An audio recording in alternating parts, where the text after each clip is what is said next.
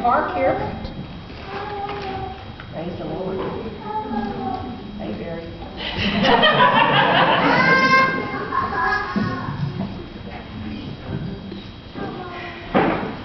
Wonder if anybody else is out in the park today.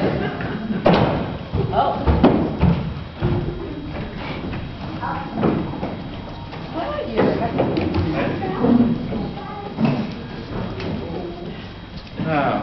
Harriet, I understand that back in the 1850s, you had the nickname Moses, because like me, you were involved in freeing slaves. Yes, that is true. They called me Moses, even though I was a woman. But my real name wasn't even Harriet. I took my mother's name. My real name was Araminta Ross. They called me Minty for short. I remember when I was near Mount Sinai, the mountain of God, and the Lord appeared to me in a burning bush that didn't burn up. I tell you, Harriet, I never saw anything like that in my life. What a sight to behold. Unlike you, Harriet, I was scared at first and gave God lots of excuses why I could not leave the people of Israel. Well, I tell you, Moses, the only thing I was scared of was staying asleep. I made up my mind. There was one or two things I had a right to, liberty or death. If I could not have one, I would have the other. For no man should take me alive. So when me and my brother started out that first time to escape, my brothers got scared and turned back. But scared as I wasn't going to let nobody turn me around. So I went on, and the Lord was with me. I made it to Pennsylvania, that great state of Pennsylvania. And I was free at last. Wow, it just took 10 terrible plagues before Pharaoh would lead God's people. God had to open up the Red Sea so we could cross. And even though God did all that for the Hebrew people, they constantly complained on the journey.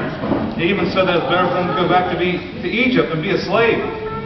I knows what you mean, Moses. As dangerous as it was, I went back to help others escape.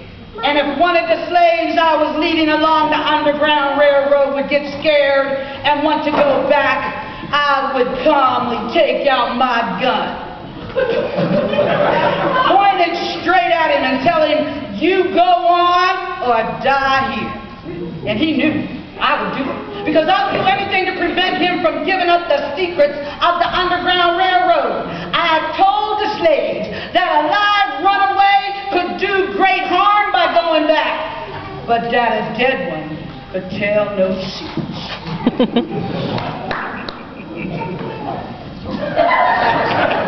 Harriet, your journey of freeing slaves sounds terrifying to me.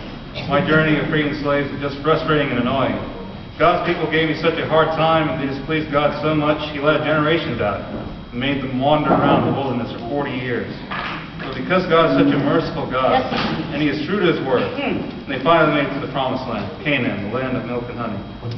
I told the Lord Moses that if He could help you lead the children of Israel out of slavery, then He could help me lead these slaves too. And He sure did that. That's why they called me the Moses of her people. I took 19 trips to help slaves escape to the north, and I was never caught. They offered $40,000 to anyone who could catch me, but no one, not one, ever betrayed me.